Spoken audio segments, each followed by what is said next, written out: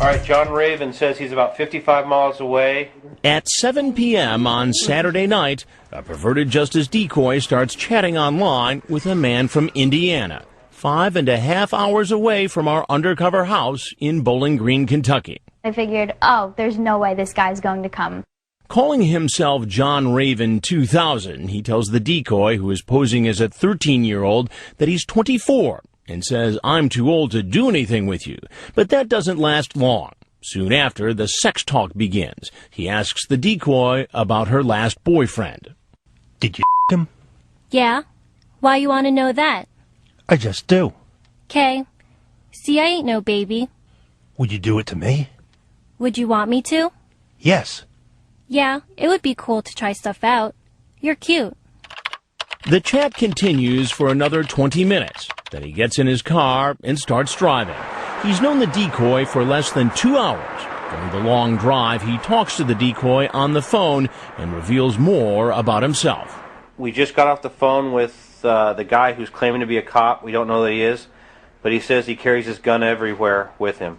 So now we have to assume that John Raven 2000 is a police officer and he's armed. The security people were really great in instructing me as to what to do, and the first and foremost important thing was the safety. Here comes 24-year-old Michael Patterson.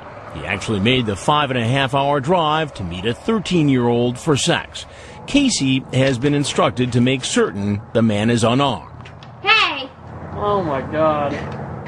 You didn't really bring your gun with you, did you? Because that kind of freaks me out. No. Well, you said you always carry it with you. It's in my car. I don't believe you. Seriously, look. Lift up your shirt. Turn around. Lift up your pants. You're killing me.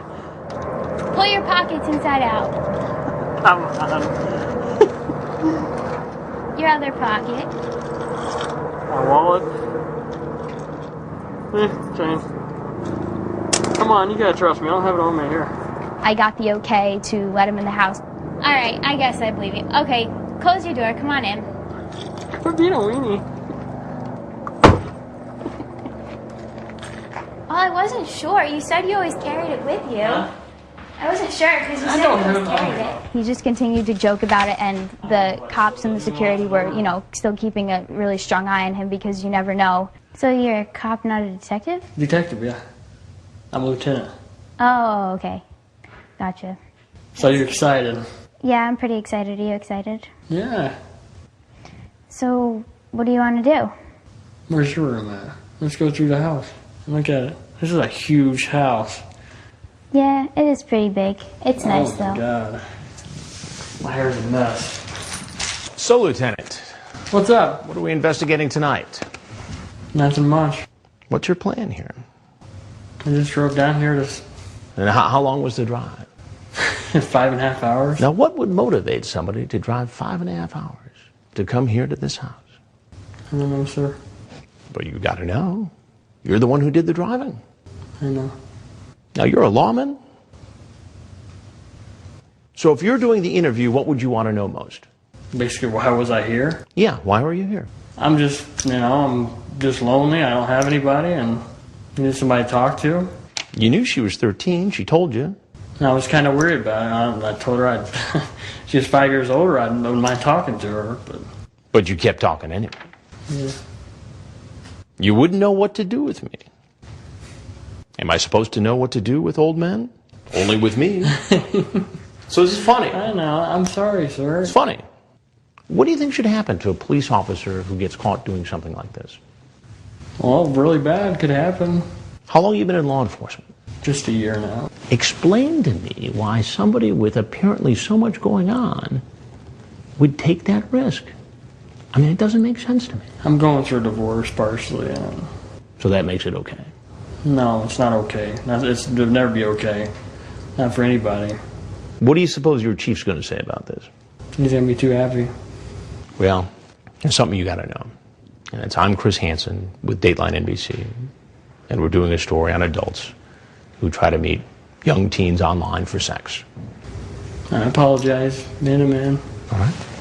He gathers up all his belongings and heads to the door, apparently thinking the worst is over. Because of the possibility that Patterson is armed, an officer acts more quickly than usual, calling out to him as soon as he opens the door. Sheriff's office! Patterson steps back into the house, and an officer shoots him with a taser gun. Only one probe stays attached, so the taser is unable to shock him and drop him to the ground.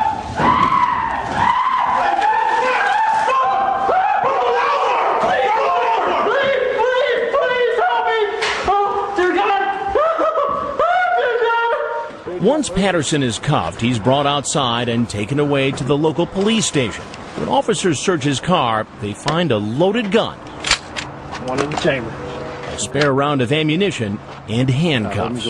Later, he agrees to waive his rights and answer questions. I'd like to discuss with you why you're here. Now we hear the truth about the man claiming to be a detective. He tells the agent that he was only on the police force for a few months as a trainee before he was thrown off. It was a traffic violation. I violated their SOP, their standard operating procedure. He was out of his jurisdiction in his personal car using police lights. I got some blue and red lights and I put them in my car. It was thrown out of court, so they dismissed me for that, but it was thrown out. How long ago was that? Just about like a month ago.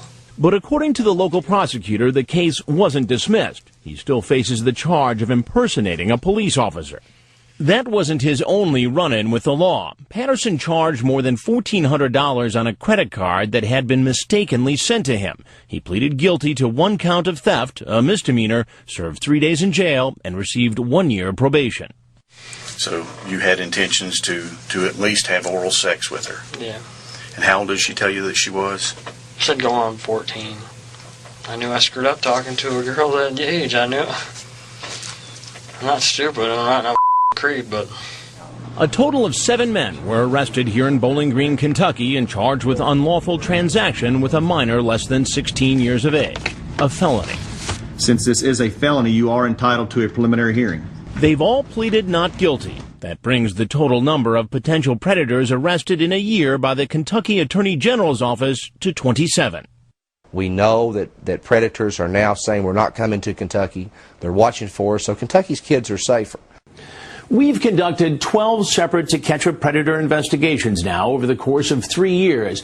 And during that time, police have arrested more than 260 men, leading to more than 130 convictions.